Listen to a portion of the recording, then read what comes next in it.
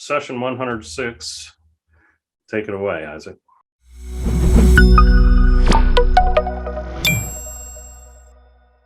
Right on. All right, drum roll, brother. All right, so here's what happened last week. Monty sent me a message in Slack saying, "Hey, you got to read this article." And I read through it, and I was like, "Oh, this would be a fantastic topic for Wednesday meeting." And so I'll give you kind of the big one paragraph stat that kind of sets the tone for the framework for what we're discussing last week and this week. Ignore this super shady ad. So sorry, I was going. And I pulled it up. I was like, "What do they think I'm looking at?" So this is I'm going to pronounce it wrong. Ehrenberg Bass or Bass. 95% of B2B buyers aren't in market for your products. And so if you kind of want to just do the condensed version, it is, according to the report, which LinkedIn commissioned this institute to do this. So there's a lot of money involved. According to the report, companies change their providers of services, so specifically business services like banking, legal advice, software, telecoms, about every 5 years. This means that only 20% are in market for those services in a given year, and just 5% in a given quarter. The other 95% are not in market at all. Monty is going to kind of unfold how that impacts content here in a little minute, in just a minute. But last week, we wanted to take that and kind of discuss how it impacts. I'm going to switch what I'm sharing here, how it impacts sales message copy. And I want to do a quick recap on how it impacts sales message copy, because it really, I think, makes a switch go off in your brain when you realize the applications in how it affects content, because it's so much more personal when you talk about sales copy. So we track all of our KPIs, and I read that and I was like, yes, that's totally true. If we just give a bottom of funnel call to action, we see that 5%. So I was like, yes, that's absolutely right. How do you do sales messaging copy that doesn't just churn and burn through everybody? Because the whole point of that is, this is your kind of typical funnel, right? The ready to purchase, no immediate pain or problem. At the very bottom here, this is like where only 5% of people are at any given time. And that rings true with what we see when we're having sales conversations. Is you get a perfectly targeted audience, you start engaging with all of them. And if you ask questions on, what their actual needs are, you'll find just by recording people's answers, about 5% are ready by now.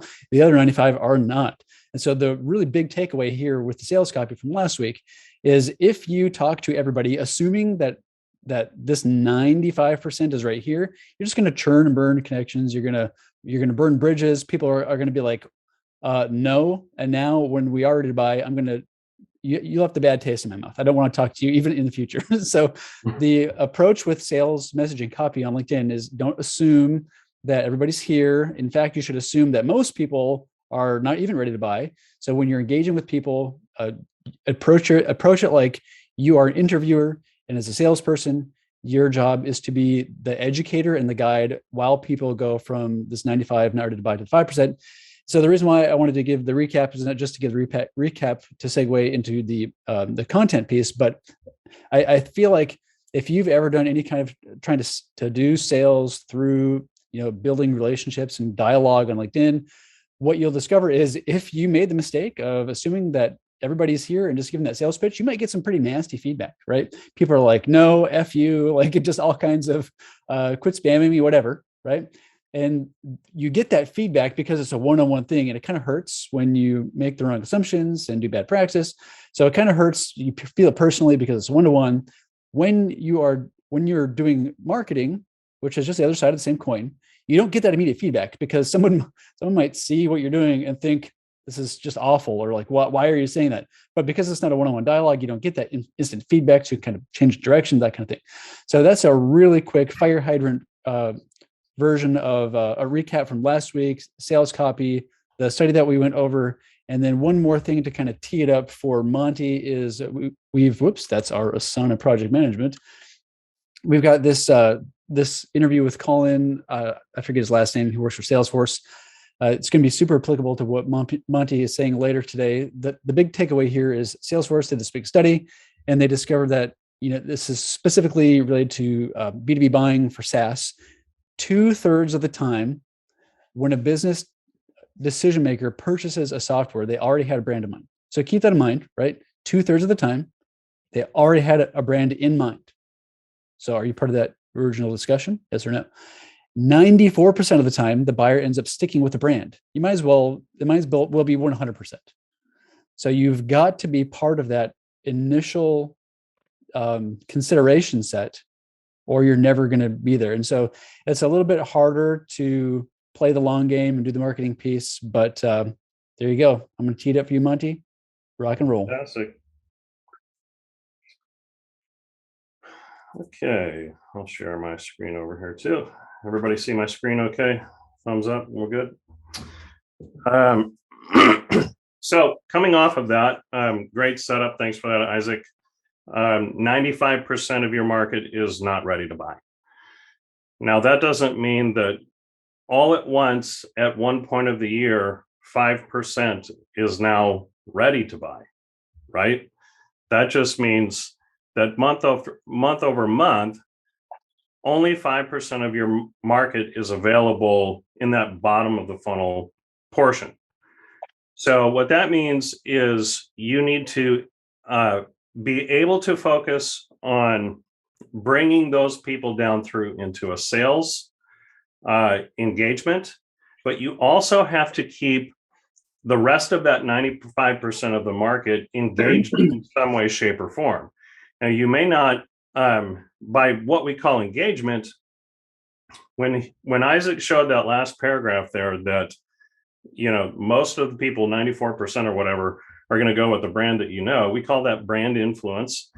So they're always out there. They're always in the front of your mind, and it's the memorable brand that you come back to at the point that you have the problem that you need solved.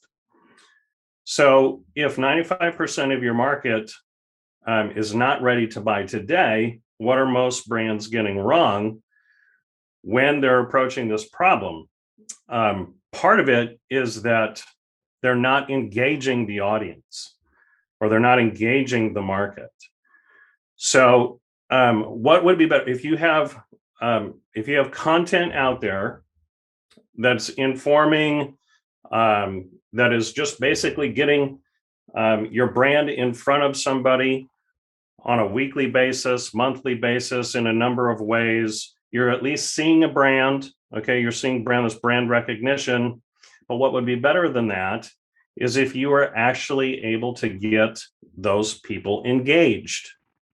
So the great thing about LinkedIn, or I should say that the brands are not driving market engagement. And the great thing about LinkedIn is it creates this farming, what we call this farming and fishing effect. So while you're out there farming, you're creating brand content that drives thought leadership. It creates uncommon value. It should drive engagement with that 95%. And that is going to work people down into your bottom funnel for leads. If you're not creating brand engagement, then you're only stuck up at brand content where people are just seeing the logo. Okay. At the same time, though, we have this fishing component, this outbound sales component, where your SDR teams, your salespeople are now actively engaging people in conversation. They are establishing rapport, but most of all, they're creating trust, expertise, and authority. Now, how that trust, expertise, and authority is going to be created is through the content engagement that your brand is able to develop through LinkedIn. How these two marry together will create kind of a rocket ship for your brand, if you would, so that the continual 5% that's always there to buy, you can capture on an ongoing basis, but you're also driving that engagement to shorten that sales cycle. So if only 95% is out there, not ready to buy, you're going to shorten that cycle down, creating trust, expertise, and authority for your sales teams, but also doing more than staying front of mind, where it's just a memory component where they're choosing your brand, they're getting involved with your brand, and you're creating that trust in themselves so that they buy immediately. Okay. Now, how do you keep people engaged with your brand who are not ready to buy, and how do you create the stickiness that we're referring to? The biggest mistake that the companies are making with their content, besides not having enough of it out there on an ongoing basis, is they're more or less taking what we call website content and they're dropping it onto their company page on LinkedIn. It creates no engagement, no involvement at all. If you go to most companies' websites, and if you guys have company websites of your own, you might find that it's extremely difficult to get engagement there. Largely, that is due to the nature of the content that is put on that page. So if you think about hook, story, call to action, how do you get people involved with that? You need to pull them in to a conversation and take informational content and turn it into conversational content. As you turn that informational content into conversational content, that will draw people more in to be involved with it. Another thing that you need to do is get your teams involved with that content. Everybody, if you can create programs internally from leadership on down, you need to have a plan or a program around your people engaging your brand regularly and taking that content and making it their own on LinkedIn, on their own personal profiles. So as a marketing team, what you want to do as well is figure out, okay, what content is my team going to be able to engage, and what problems are they facing in the sales cycle that we can create content on that's going to answer those problems, that's going to overcome the challenges that they're facing in the sales cycle. If you can create content that is around that, one, you're educating your market, you're overcoming those adversities that they're facing in the sales team, and once again, you're shortening that sales cycle for your sales, for the teams that are trying to sell it. If your marketing teams are engaged with your sales teams, you're going to be able to figure out what your target market needs to hear, what they need to see, and how they need to interact with the company. So there's a large number of things that you can do with LinkedIn, most of which is largely untouched by most brands. Most brands simply will have a company page, and they will be taking their blogs, their website blogs, photos of the team, so on and so forth, and just dropping that into content and saying, I have a social media strategy. That's so true. Sorry, yeah. That's so bad. I mean, it's a journey for everyone. Sorry, but I just want to chime in. I think that probably 80-ish, 90% of the company feeds I pop on to just check it out is kind of like that. Mm-hmm. And, everyone's on a journey and whatever, but yeah, so common. Well, they're not creating content that drives a desired outcome, right? What we're looking to create are buying signals out of people, out of your target market, engagement from your target market. We're looking for them to engage and interact with the brand.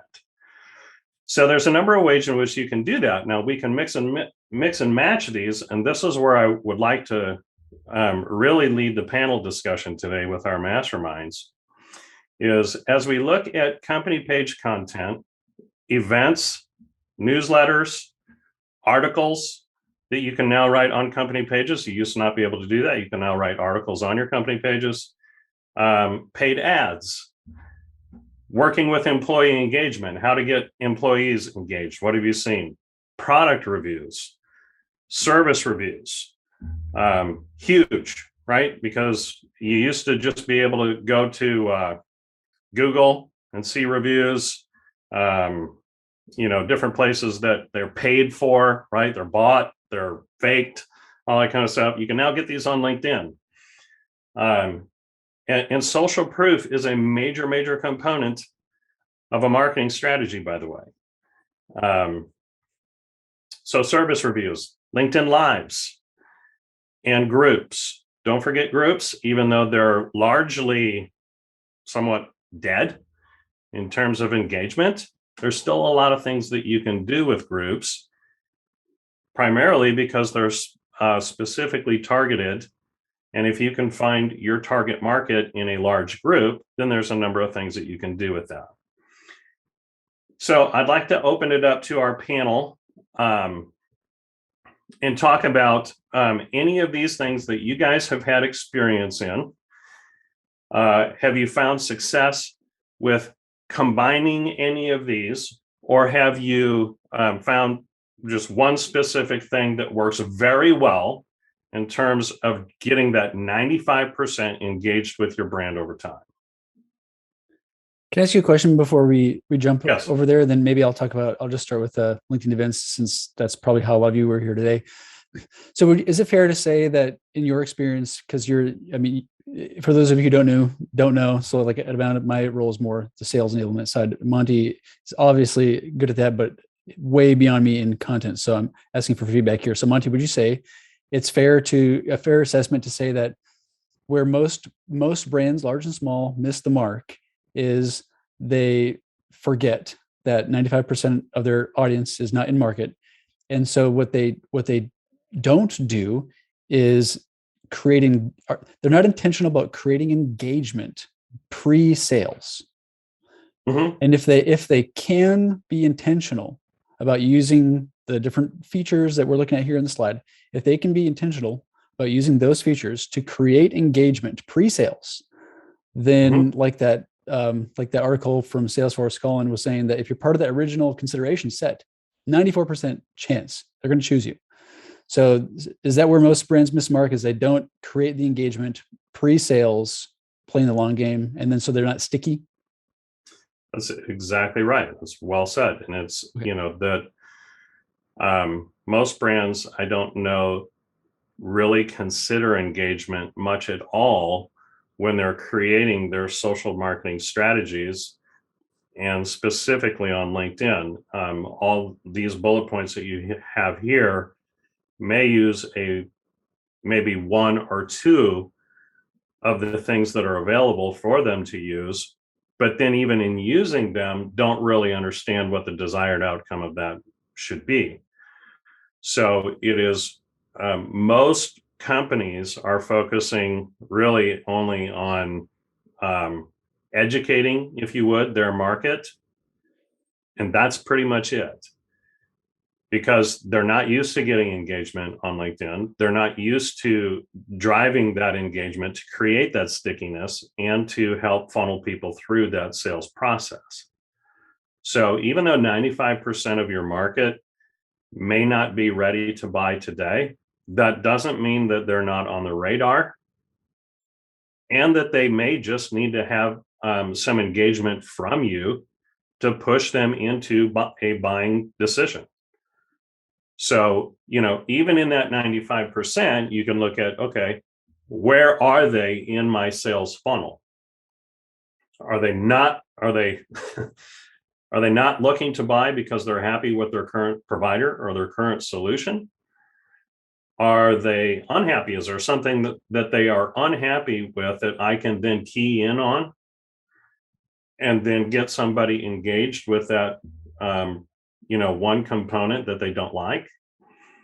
Are they in research mode right now? Are they creating, are they out there trying to figure out who they should trust beyond just a brand that we happen to see?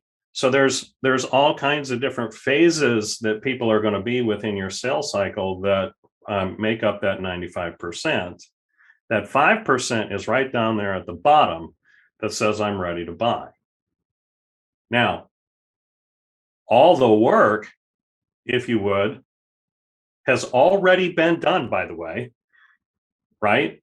In that upper portion of that funnel to get them down there. They may have gotten down there themselves by going through this process of educating themselves, understanding their problem, looking at who they want to trust to solve their problem. And now it's just a matter of who can I talk to make that buying decision.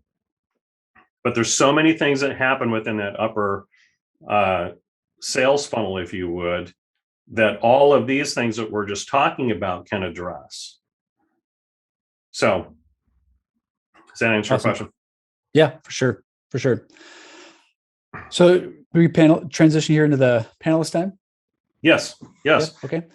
So for those of you who are part of the panelists, if you want to go ahead and unmute yourselves, that's totally fine. And then we'll kind of just chime in as usual. And I'll kind of just start here, and can we stop sharing screen? Is that all right? Yep. Hold on. Okay. And then, so I'll just really quick share briefly on LinkedIn events, because we've done that a lot for clients, and we did that actually this week here. So there are a zillion things you could do with events. It's largely going to be top mid funnel, right? It's a really good example of, you can do a marketing event, you can create material for it. A lot of people aren't going to be ready to buy. So then you got to ask yourself, is it worth the investment? Is it worth the time to do? So I've had this conversation a lot of times with sales, and the marketing team gets brought in because there's overlap there. If you've got the right funnel process, totally worth it. So for today, LinkedIn Masterminds 106, right? We just invited like 5,000 people. I have no idea where people are at in their journey, but we are providing an environment for engagement. And I'm hoping that when someone leaves today, since they engaged in I'm hoping a wholesome way that's like life-giving and value-giving, they walk away and they're like, oh, who is my go-to, maybe tomorrow, maybe a year from now, who's my go-to for this topic? And if we've created, sticky content through this one feature events, I think that we've done well, and we're playing the long game. So it's worked well for us. It's worked well for a number of clients who are doing things like weekly events. And so that's my 2 cents on that. Anybody else want to talk about any of those other things? Yep. I have a question. This is a new strategy I've been seeing, and I'm planning on trying it with events. Have you seen the new strategy of the never ending event? No. Give me the 10-second version. So people who have recurring events, so say like this event, what they do is that they get the people who are attending, and then like a minute or two before the event starts, they change the date to the next event. So everybody who's already attending is still staying in the event, and they keep adding. And so from the first time that I saw someone doing this, at that point, they had 16,000 people who said they were attending the event. And it got on the radar, and people were like, well, how did he get that many? And at this point, that was like 3 or 4 weeks ago.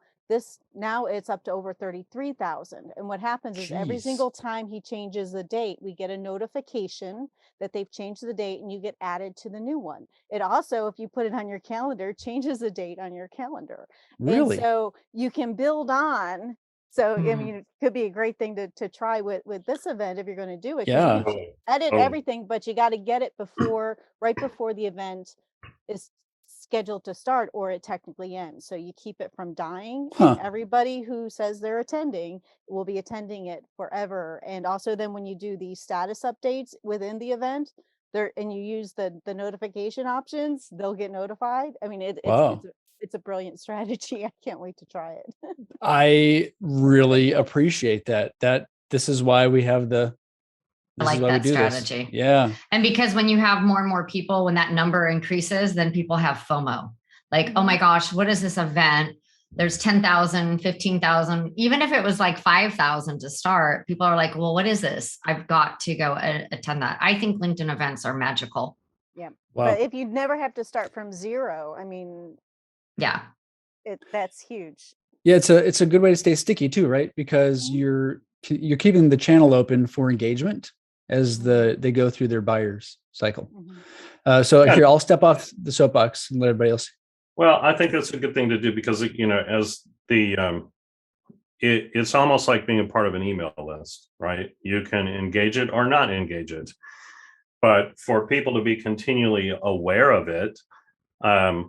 One thing I would add to what you're saying with the events, Isaac, is that the LinkedIn is not necessarily a standalone platform.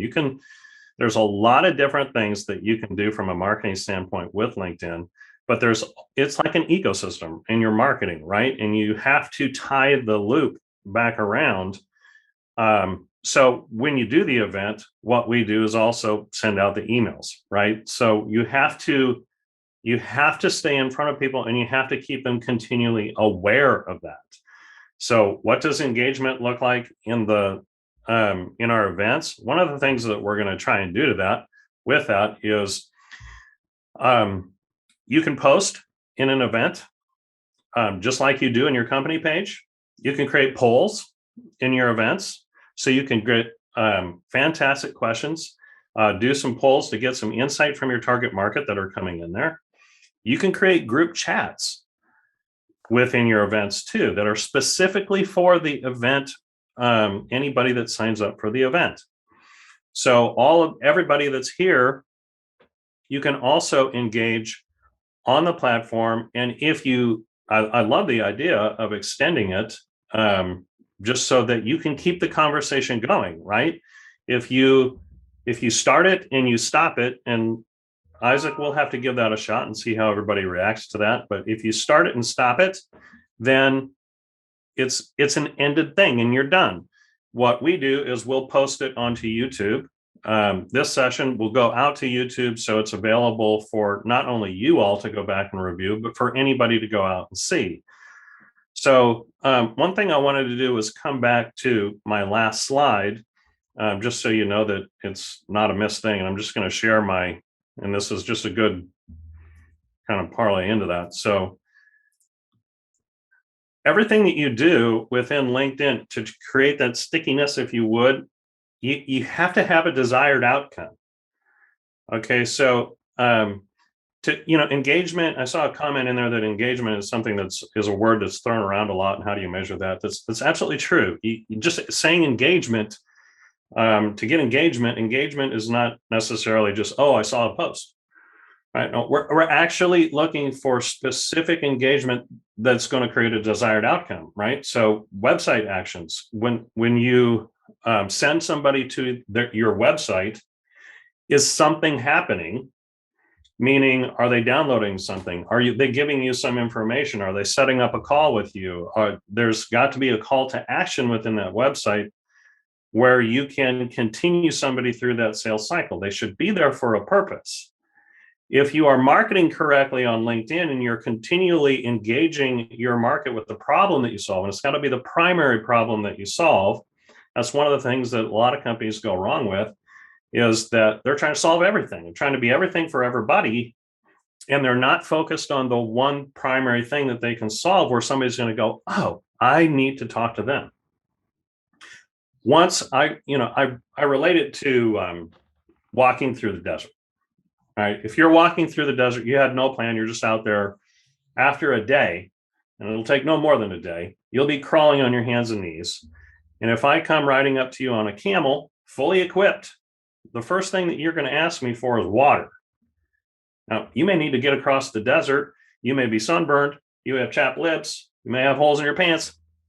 You don't have a ride. You got all kinds of problems. But if you don't get water, you're going to die. So if I can solve that one primary problem for you, you're going to trust me to solve all the other problems that I can actually solve for you. You'll hop up on my camel. I'll give you some lip balm, pair of sunglasses, and we'll move on down the road, right?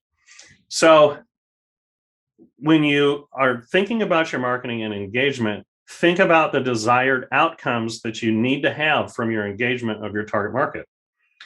Can you get email signups? Can you have event attendance? How much attendance can you drive through the events? So some of these tricks, if you would, like extending the date, are good because you want to continue that engagement and involvement from people, but it's not good unless you're getting driving an intended outcome of people actually showing up to the event. You have to solve that problem for people. Can you increase your search appearance with your website? Which, by the way, with LinkedIn, you can do that. Are you growing your network? Are your teams more easily able to connect with people and have conversations with people because of the content and your strategy of engagement that you have on the platform? And are you initiating sales conversations through it? Are they able to do that without pitching? Right? Are they establishing likability? Are they establishing rapport? And are they solving a problem without pitching it? Are they creating demand? And is your brand creating demand that naturally siphons your target market through the funnel?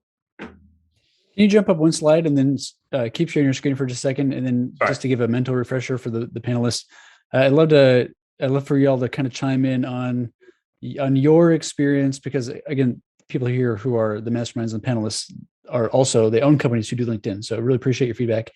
I'd love to hear how you all are using at a brand, at a company level, some of these other things like Judy, I think Parsons, right? If you're here, I believe you have newsletters. I'm not sure if you've started using that. Anybody who does paid product reviews, Mary, I know you do LinkedIn Live. Jer, you're just pretty much a pro all around, and everybody else that I haven't mentioned yet, you as well. So feel free to chime in here. Maybe Monty, if you want to keep sharing here for a minute, I think that might be helpful for everyone. I can talk about LinkedIn Live. I have a couple shows. Can we keep it under, and sorry, just for clarity, since we have so many panelists and so many good things we could talk about, can we try to keep it under like a minute? Yeah. So LinkedIn Live, you can build your brand, right? You're engaging with your audience. Beth Granger does a lot of LinkedIn Live too. And I think it's a way for people to get to know, like, and trust you because they're seeing you, they're hearing you, and you're talking about your expertise or interviewing other people. When you interview other people on a LinkedIn Live, you're bringing in a bigger audience because your guest speaker is inviting people through the LinkedIn event, which is amazing. I have to tell you, if you haven't tried LinkedIn events, give them a shot. But for me, LinkedIn Live, when you have that call to action at the end and you're putting it in the comments, I've actually been selling off of my shows like the last couple months. People have been contacting me afterwards, and I've been selling, profile audits, 30-minute sessions, hour sessions, which is great.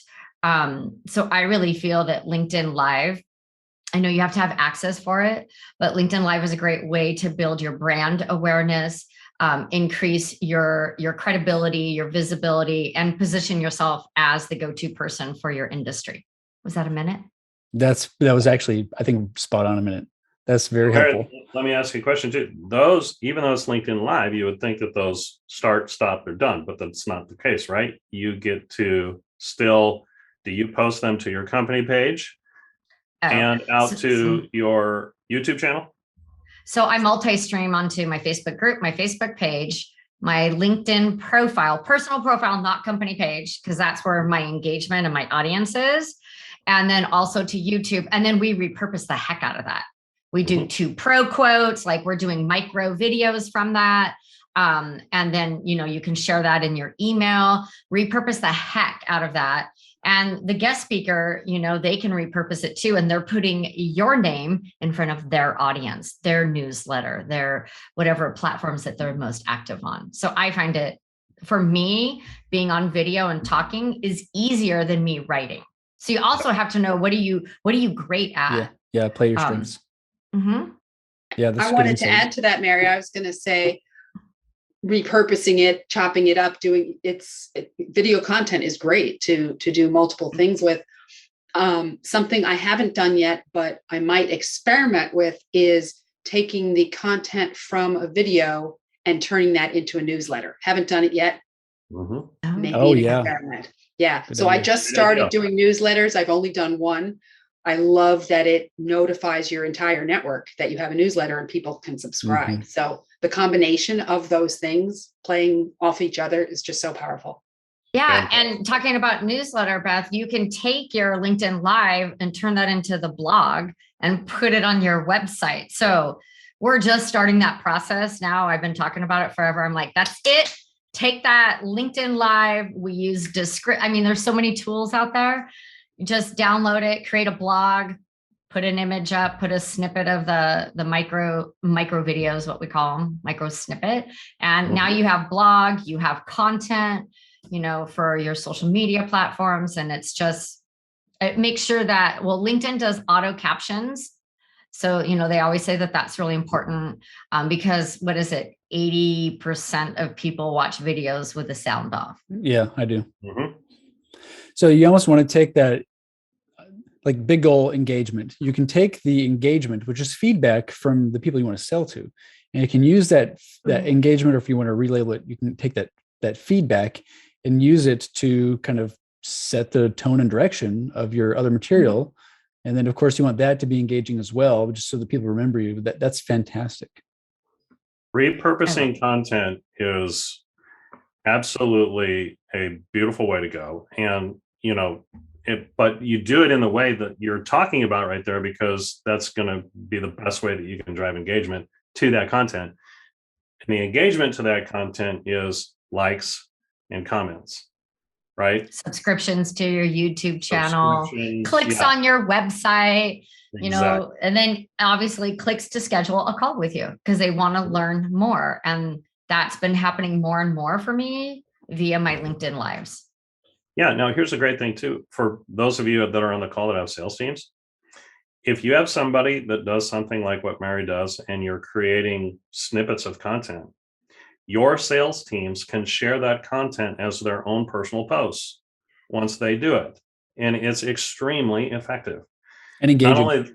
Not only that, they can, if Mary would create something that solves a very specific problem in like 30 seconds, that can also be shared in a direct message to somebody that has that question or has that problem that they need to be solved when they're engaging them through direct messaging. So we do that quite often. It is extremely effective to just have a little short video clip that says, hey, here, watch this. You might be interested in this. They may not have even asked you the question yet, but they have that problem that needs to be solved. Anybody else? We've got just a couple minutes left here before we transition out of the panelists into open Q&A. Yes, please do, Vivica. I'm going to inject something that's a little bit provocative, a little bit of a slippery slope too, is we're talking about the tools and the ways and repurposing and LinkedIn Live and all this. I mean, I agree, repurposing is absolutely key, especially when you have a really small team like I do. But when it comes to the content itself, what I've found, and after experimenting and split testing, the content I put out there is tangentially, remotely related to what I do, what I offer as a service or a product. And that is a little bit of a slippery slope, because you want to keep your eye on the ball on what your goal is, who you're trying to speak to, and that is relevant to them. But what I've found is when I kind of veer away from that and I'm very, very creative, I stretch it quite a bit. So it's something that's tangentially related. And I'm sort of keying off of what I think my fellow Swede, Sven Torslund, was saying in the chat too. If you have a global, you're a multicultural manager, play up the multicultural international aspect. So maybe it doesn't have to do directly with your service, but it has to do with something that is that international multicultural aspect. And so I try and get really creative, and people like to see that beyond just your focus on your particular product and your service. So there's a stretch while keeping your eye on the ball and your focus. Mm-hmm. But that's where I see the most engagement, is because they get to see another side that they know I'm not directly pitching or selling or putting that CTA out there. Mm-hmm. So it's a little bit, I think you have to be careful with it, but people love that. Mm-hmm. The history, I think, of like soda pop commercials testifies to that, right? And energy drinks, just like, what is this commercial? It has nothing to do with what you do, but I love it. Yeah. It's something that resonates or touches somebody in some way on a very personal human level. Yes. And at the end of some commercials, you're going, what the heck did that have to do with it? Like our Swedish Gevalia Cafe, right? We have these coffee commercials, and there's a series, and there's this couple meeting, and can I borrow sugar? They fall in love. At the end, you're going, was that really for coffee? Hey, but you remembered it, right? Because there was a human personality behind it. So that's kind of the point I'm making here too, as far as your content goes. Anybody here specialize in paid ads that wants to chime in? Paid ads, or have a company page with products live where you've done reviews and that kind of thing? No, I'll give just 2 cents then on the paid ads. So paid ads is a little bit easier to quantify because you're seeing your money go out of your bank, right? Marketing is kind of a longer term play. When you pay to play, I feel like you've got your eye on the money a little bit more. And so with paid, it's kind of like the same thing. You can be a little bit more intentional about giving a specific call to action and then have a set price you want to pay. So you can focus on that bottom 5% ready to buy now. The point that I kind of want to make, and we should get AJ Wilcox on here because I'm remembering a couple of things that he said. But basically, I mean, the farther down the funnel, the more expensive it's going to be, right? So if you are doing paid, don't throw out mid-level like call to actions. they're going to be cheaper. And I think that kind of just resonates with what we're saying here is don't throw out that 95%. Really shoot for getting people in mid-funnel and staying sticky. So if you're doing paid, I would also do more of a mid-funnel. It's cheaper to do a download this than a demo, right? It's just cheaper because it's lower resistance, easier, yes. And then you need to, in this context, it's going to be where your sales team needs to stay sticky with keeping in touch with that person or your email marketing funnel, whatever. But definitely same kind of thing with paid, but you feel the pressure a little bit more because you're seeing the money go out of the bank. It's harder to watch the cost when you're saying marketing. There's a lot of different moving pieces involved. Yeah, no, you should plan on anywhere between $2 to $5 per lead for LinkedIn ads. They're expensive, so you got to make sure that they're effective. But the theory there is you've got a very highly targeted market that you're going after.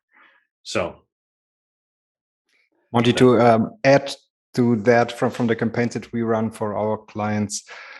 We found that having a company page that created engagement before you starting the paid ads really pays for itself. We see a difference of about 3 to 4x in cost per lead for companies who had significant engagement on their company page versus companies who just created a company page out of thin air and started. So even if you are planning to do paid ads later, start engaging on your company page or start creating content that's engaging.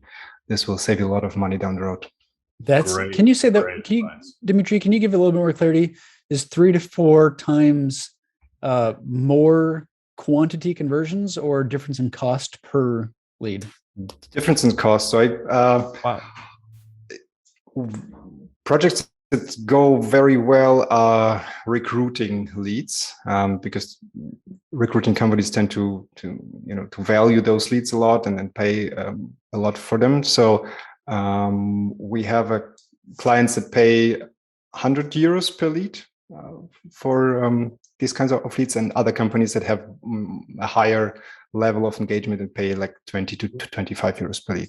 So there's that. And the only difference we see, because we see both sides, we see the only difference is the level of engagement and the level of followers the company pages have. That's excellent. Thank you. That's fantastic insight, Dimitri. Thank you. Isaac, why don't we move into some question and answer for the rest of the folks that are on the call.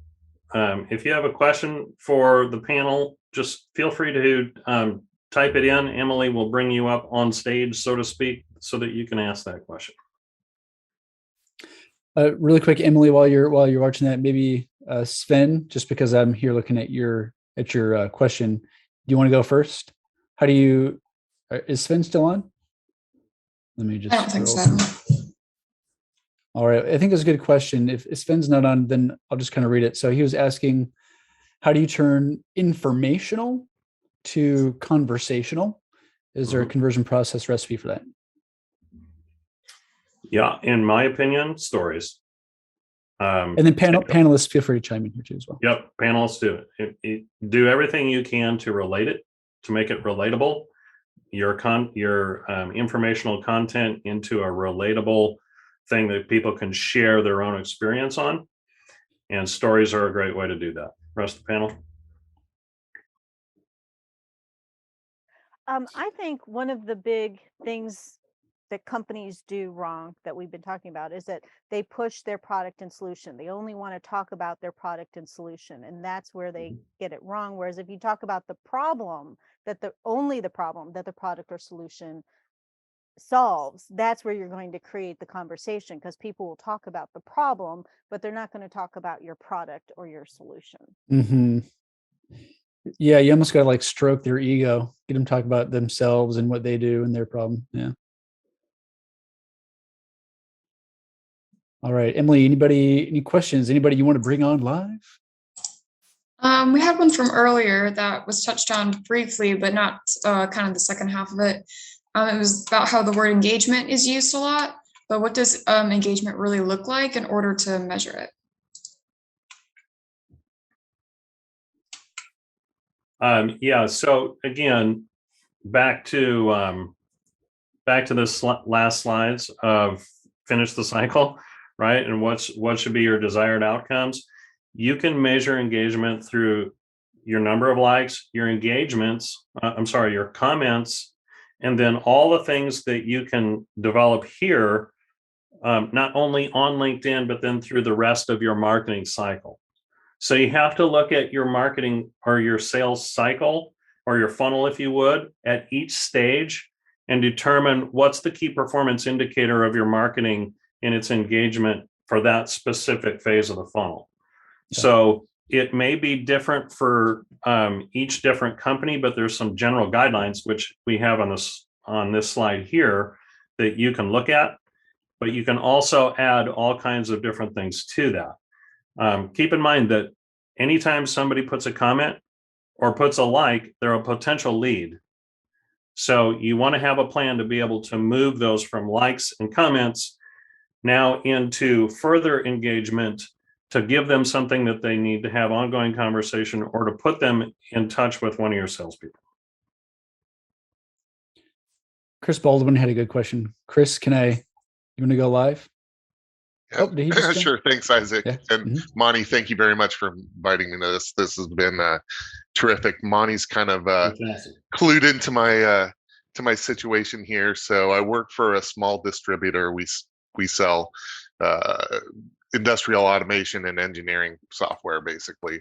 I'm pretty much the only one in the whole company who does a lot of LinkedIn, beyond the corporate, which, does exactly what Monty was saying, put out the standard website content onto LinkedIn, and we as a distributor do a little bit of that as well. But just in trying to kind of push the rock up the hill with our there's 2 people in our marketing department, just looking for an easy place for them to get started. My thought was for them to really just, okay, let's go find our top 200 customers over the last 5 years, right? That's who spent the most money with us over the last 5 years as a place to start, and just make sure that the marketing department is following them on LinkedIn, right? Engaging with their content on a regular basis. If we know the decision makers, at those companies, kind of start, following them and looking for the folks who are, going to be making purchases or get us to people who will. That's kind of my thought as a start, but I'd love to get some feedback here as to where folks in this situation have started, just so I can kind of advise them and push my marketing team to, hey guys, come on, let's try this or let's try that. I think they kind of tend to do the same old thing the same old way and are probably not as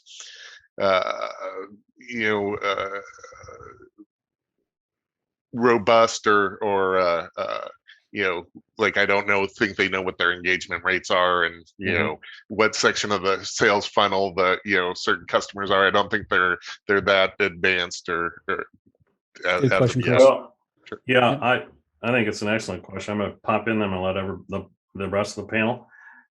I think what you said is brilliant, honestly. If your marketing team goes and stops acting like they're the bullhorn that is just, they're the only voice out there, right? And go get involved with your target market where they are, engage their content, engage them with what they are doing socially. That goes a long ways. Comments on LinkedIn are content. So from a marketing standpoint, you can go engage your target market.